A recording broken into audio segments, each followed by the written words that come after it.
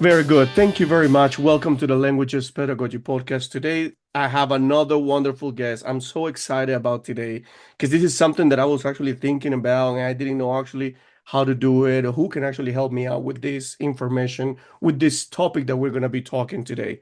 So, I finally found the right person. I'm so happy to have on this episode. Let me say if I said it correctly. Faye Casell.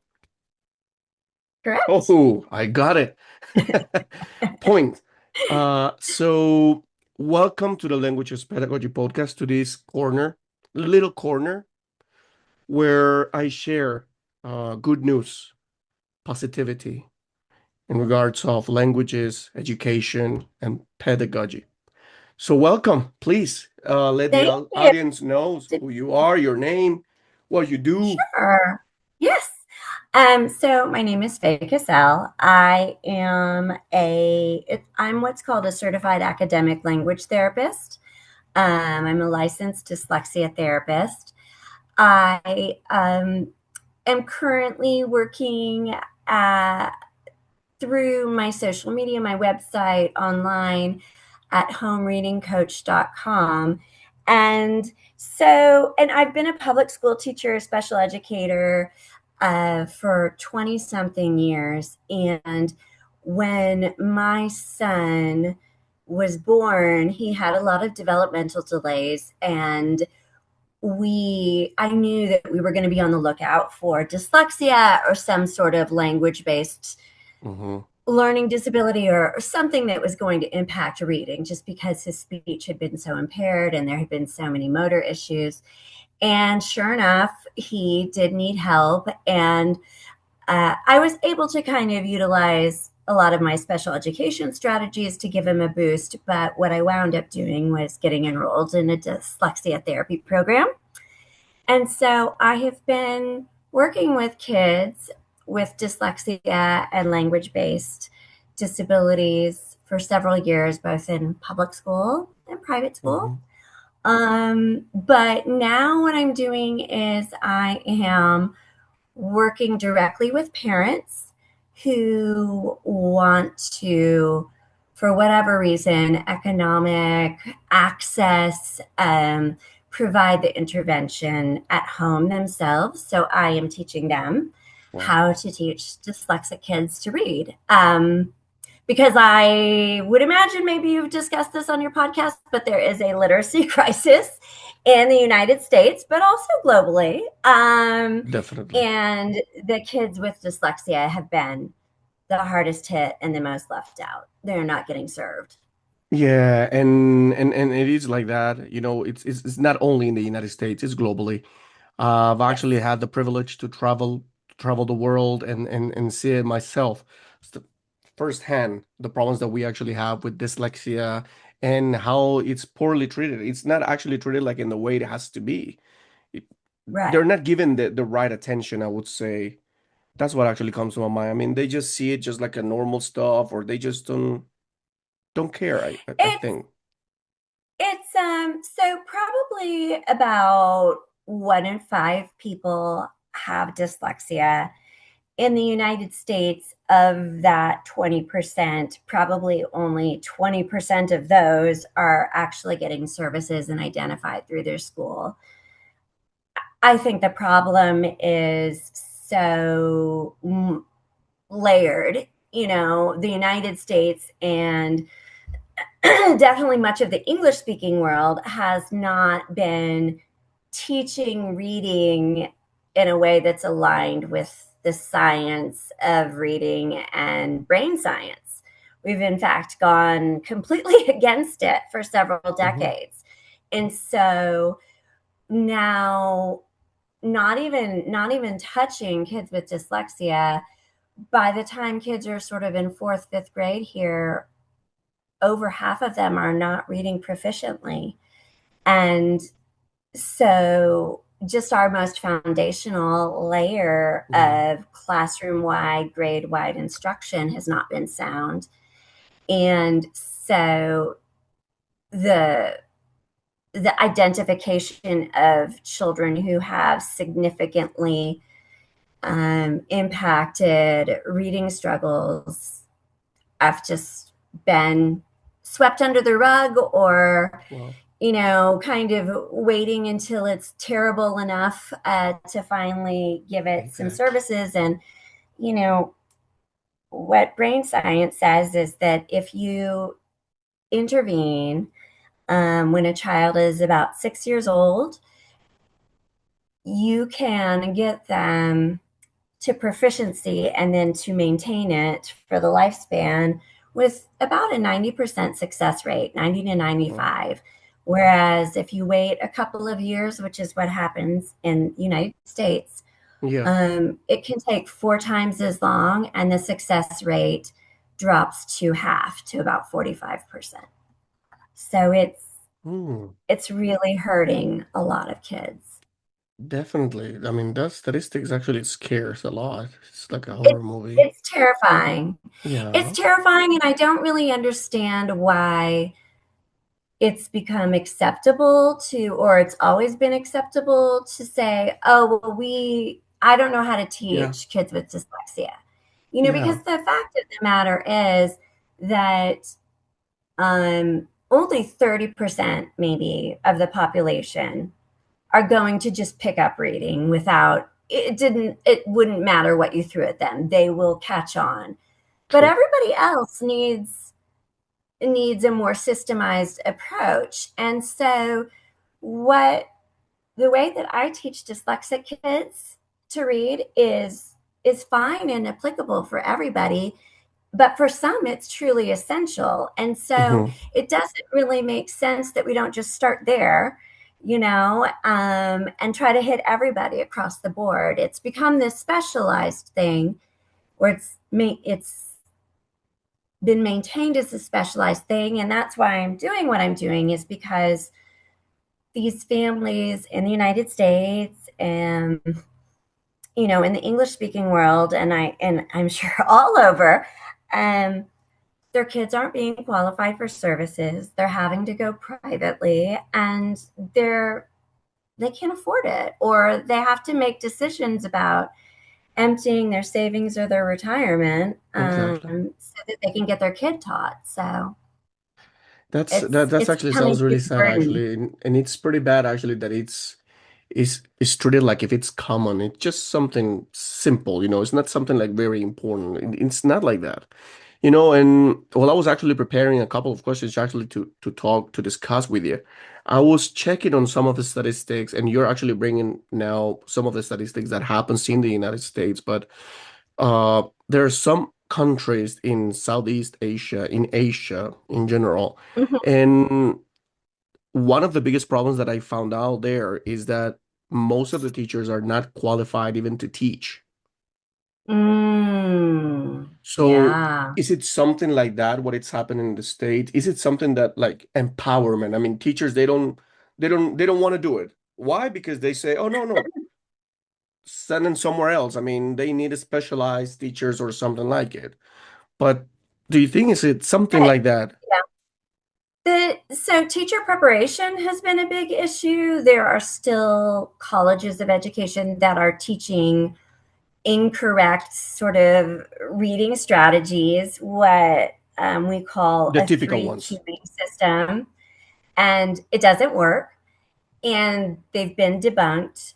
Then there's a lot of the states are over here are legislating where the teachers who've been trained, who are in the classroom, have to go back and do some professional development in the science of reading. But when you've already got practices ingrained in these teachers, it's very Mhm. hard to encourage implementation and carry over to the classroom.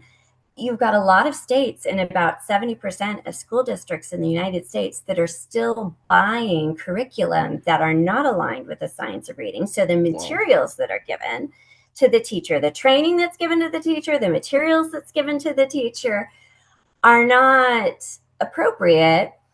And then we're our biggest, we do have, there's always a lot of um, sort of gaps Hmm. in hiring that is really prominent in the charter schools in the United States. They're allowed to hire high numbers often of teachers that are not certified, that maybe just have a college degree in education or something else.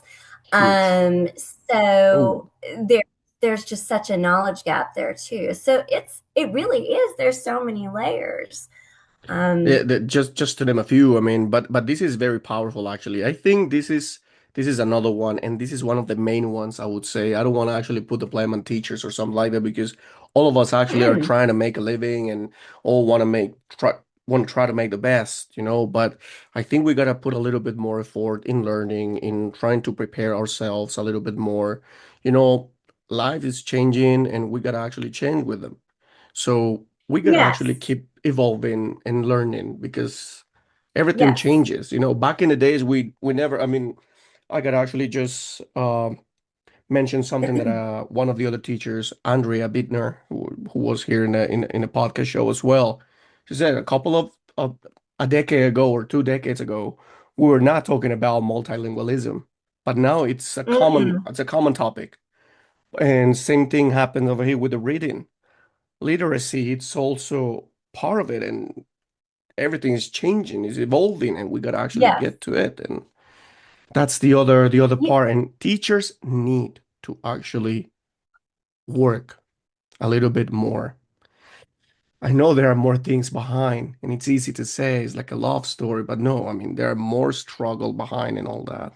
Right. Well, I mean, teachers are the first line of defense, right? Hmm. And a lot of classroom teachers don't necessarily always know what to look for, Hmm. what the signs are, and Yes. then what the response needs to be. Sometimes the teachers do know what they're looking for, and they're the ones who push the hardest and get the kids services. But even if we can just get to that point where the classroom teachers and all the people who have contact with the kids really know what they're looking for, Hmm. um, that would be a huge help. There's a lot of old ideas still lingering where, when people say dyslexia, that's when kids see letters backwards, right? That is a decades old idea that it was a Yeah. vision issue. And really, it's a processing issue. To your point about things changing, I read this book, Language at the Speed of Sight, and it was written by a college professor who was working right sort of in the brain sciences in the learning lab. And directly across the green was the College of Education.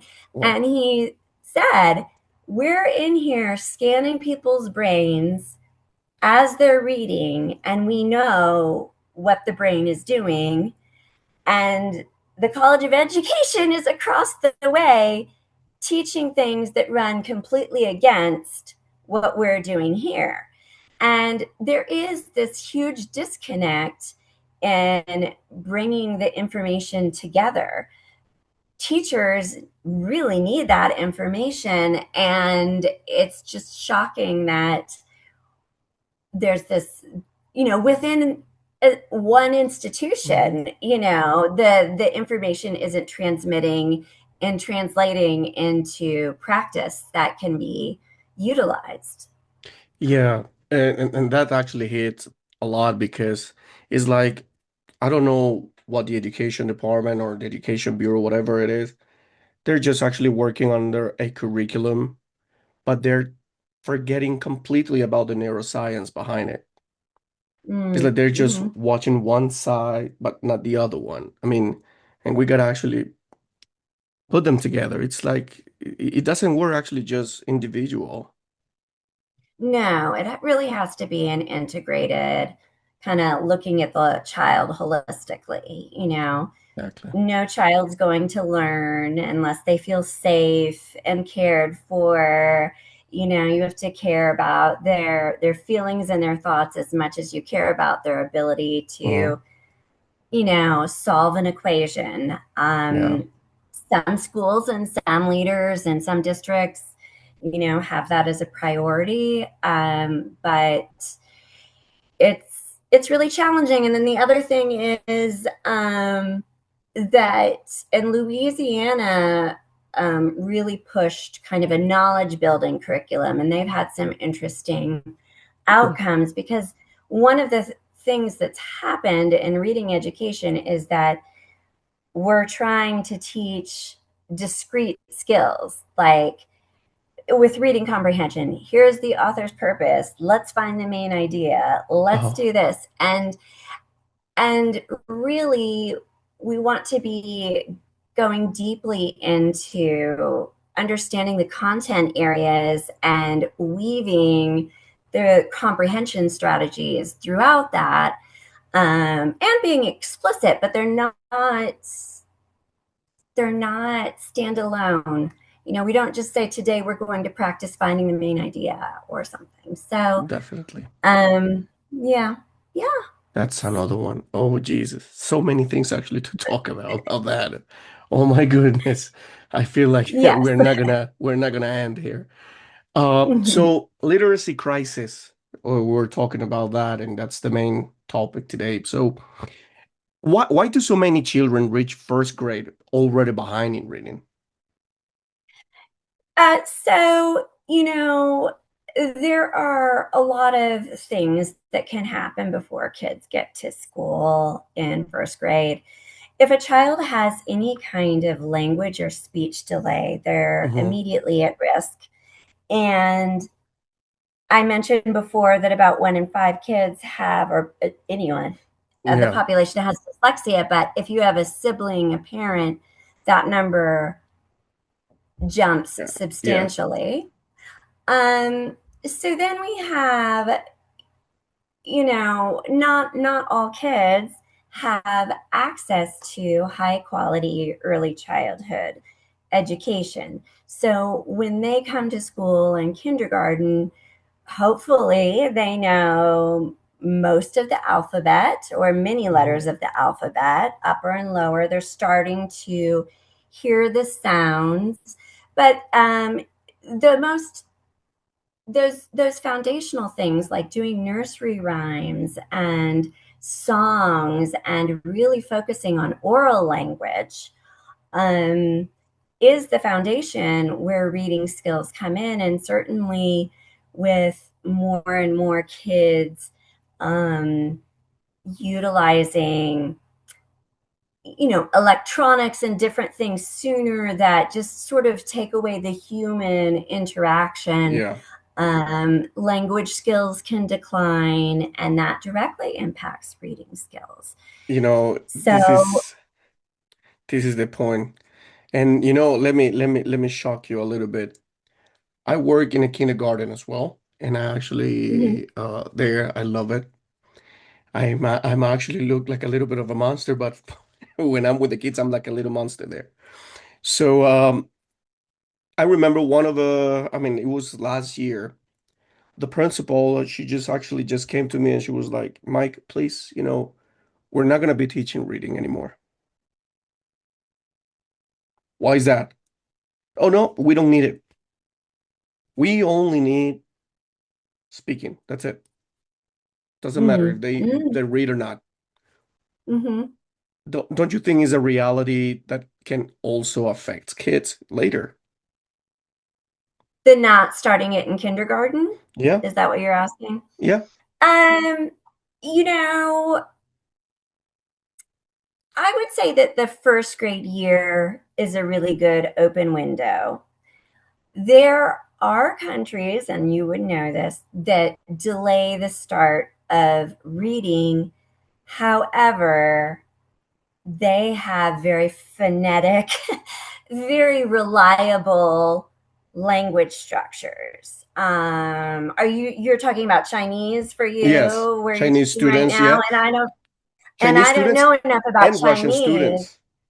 Okay, but certainly with English, you don't want to wait. English is a language that has it has a lot of really strong, mostly phonetic components when you learn the Yeah. code.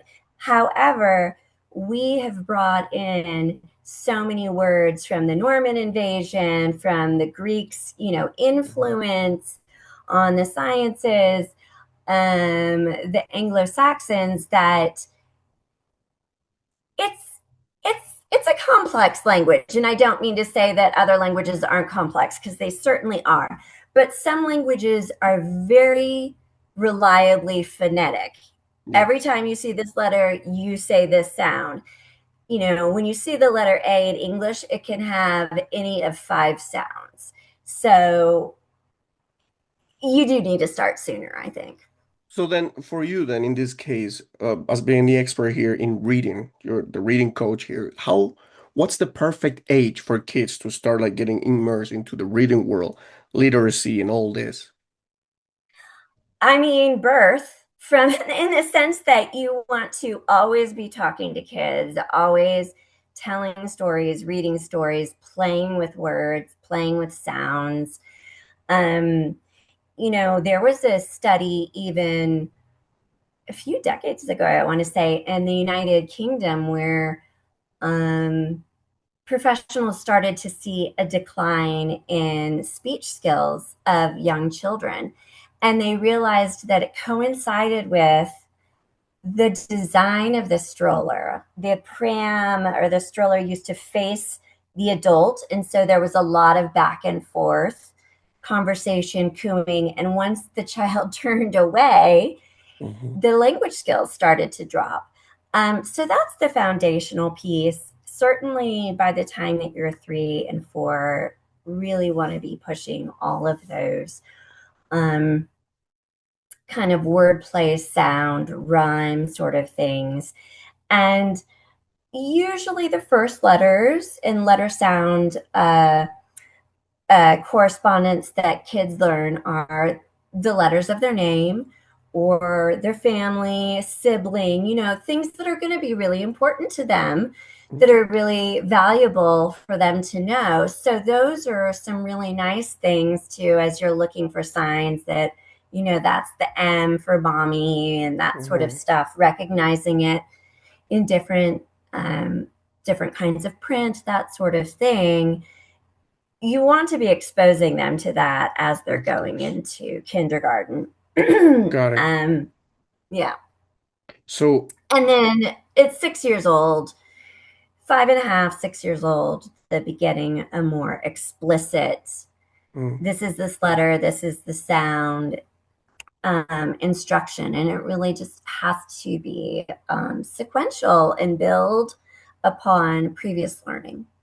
exactly.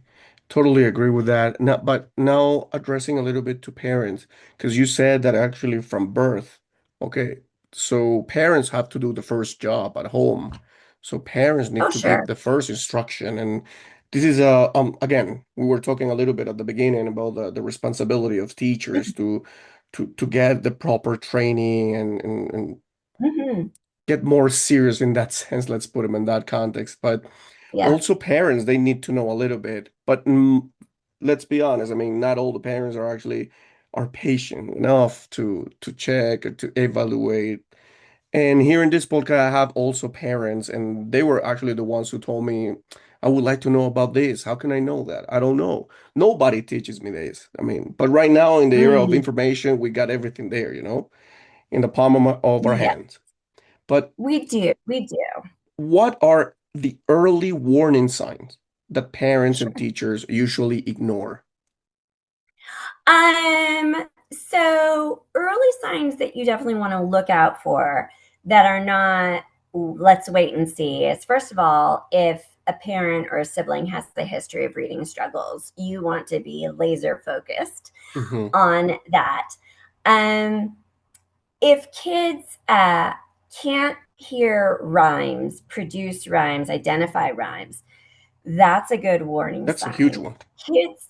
Kids who have trouble even distinguishing their left from their right, or understanding the order of the days in the week. So we always go to the park on Mondays, and as we're leaving the park, my son asks me, what day is it?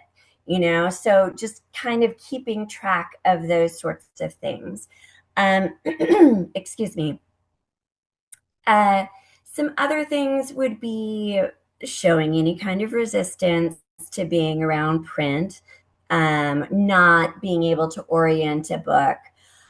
As kids start getting reading instruction, things that you would look out for is in a picture book, right? If there is an image and then the text, and let's say the text says something about the cat is in the window and the child says kitty is doing this, so they're using the pictures to guess.